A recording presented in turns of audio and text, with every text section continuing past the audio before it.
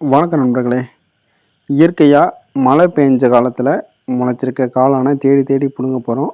அதை சமைக்க போகிறோம். அதை பற்றி இந்த காணொலியில் பார்ப்போம் வாங்க.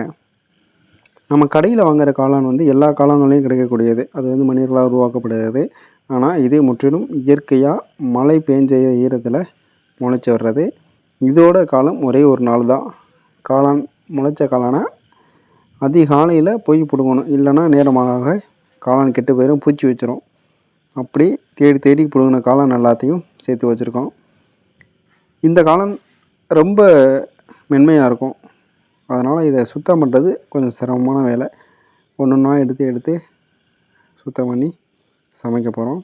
வாங்க பார்ப்போம்.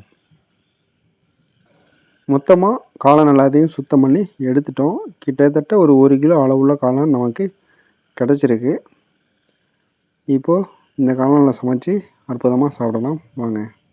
சமையலுக்கு தேவையான எல்லாத்தையும் தயார் பண்ணி வச்சிட்டோம். இப்போ சட்டி அடுப்பில் வச்சுட்டு 100 மில்லி அளவில் நல்லெண்ணெயை ஊற்றிக்கிறோம்.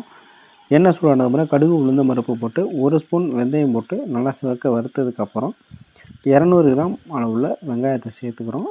கொஞ்சம் கருவேப்பிலையும் சேர்த்து நல்லா வதக்கிறோம்.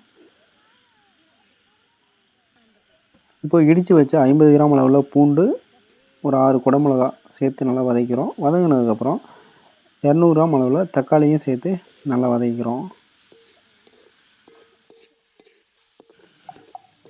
தக்காளி நல்லா வதங்கினதுக்கப்புறம் நம்ம தயாராக வச்சுருக்க காளானை இது கூட சேர்த்து அதை சேர்த்து வதக்குறோம். காளான் பொதுவாக இதயத்தை வலிமைப்படுத்தக்கூடிய தன்மை இருக்கிறதாகவும் கொழுப்பு சத்து குறைவாக இருக்குது.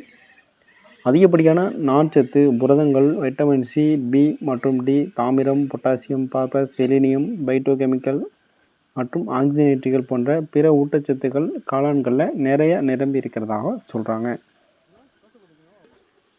காளானுக்கு நம்ம அதிகமாக தண்ணி சேர்க்க வேண்டியதில்லை. காளான்லேருந்து நிறைய தண்ணி வரும். நல்லா வதங்கும் போது உள்ளேருந்து நீர் வர்றதை நம்ம பார்க்க முடியும். குறைந்த அளவில் ஒரு 100 மில்லியிலேருந்து ஒரு 200 மில்லி கொஞ்சமாக தண்ணி சேர்த்து நம்ம காளான் வைக்கிறதுனாலே போதுமானதாக இருக்கும்.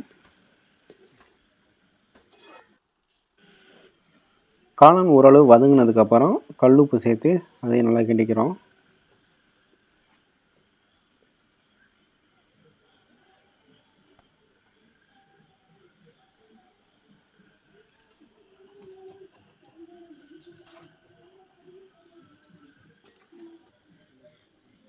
இப்போ கொஞ்சமாக மஞ்சள்தூள் சேர்த்துக்கிறோம்.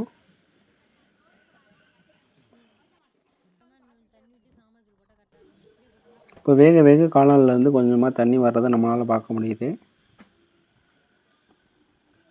இதில் இப்போ ஒரு 200 ml அளவுக்கு கொஞ்சமாக தண்ணி சேர்த்து நல்லா காளானை வேக விட போகிறோம். 3 ஸ்பூன் அளவுக்கு சாம்பார் தூள் சேர்த்துருக்கோம். சேர்த்துட்டு குழம்பு நல்லா கொதிக்க விட்டோம் அப்படின்னா நமக்கு சுவையான காளான் குழம்பு தயாராகிருச்சு. இயற்கையாக விளைந்த காளான் அப்படின்றதுனால இதை சுவையும் இதோட ஆரோக்கியமும் ரொம்ப கூடுதலானது, சிறப்பானது.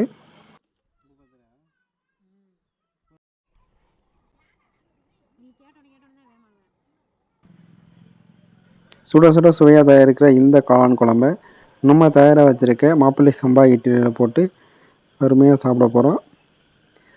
இந்த காலை வேளைக்கு அருமையான சத்தான உணவு தயார். நீங்களும் இது மாதிரி ஒரு அற்புதமான உணவை செஞ்சு சாப்பிட்டு ஆரோக்கியமாக இருங்க. மீண்டும் இன்னொரு காணொலியில் சந்திக்கலாம். நன்றி நண்பர்களே.